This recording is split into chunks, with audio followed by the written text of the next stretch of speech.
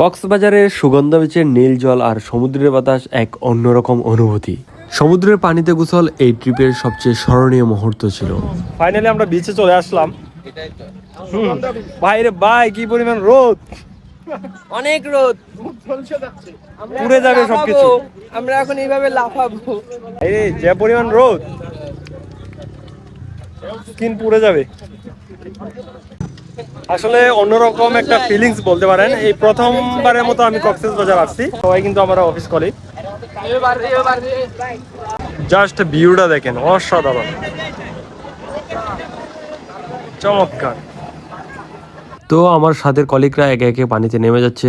সত্যি বলতে আমি খুবই এক্সাইটেড। আমার লাইফের প্রথম কক্সবাজার সমুদ্র সৈকতে নামতে যাচ্ছি।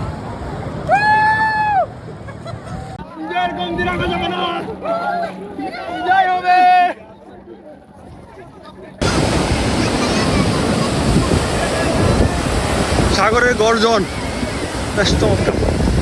জাস্ট আমার পিছনে লক্ষ্য করলে দেখতে পারবেন কক্সবাজার সমুদ্র সৈকতের সাগরের ঢেউগুলো কত চমৎকার ভাবে আসে।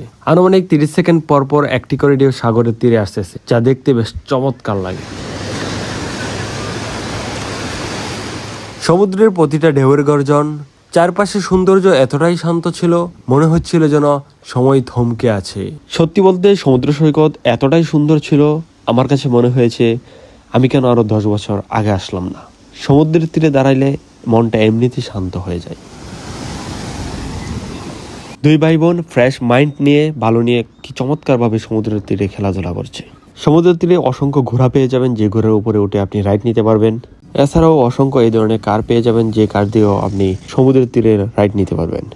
ফাইনালি আমরা 2.5 ঘন্টার মতো গোসল করলাম। এখন আমরা হোটেলের উদ্দেশ্যে চলে যাচ্ছি। সমুদ্রের তীরে এই ধরনের অসংখ্য ছোট ছোট দোকান পেয়ে যাবেন, যেই দোকান থেকে আপনারা চাইলে কেনাকাটা করতে পারবেন। আমরা এখন সবাই হোটেলে গিয়ে সুইমিং করব। সুইমিং করে যার যার মতো করে সবাই রেস্ট নেব।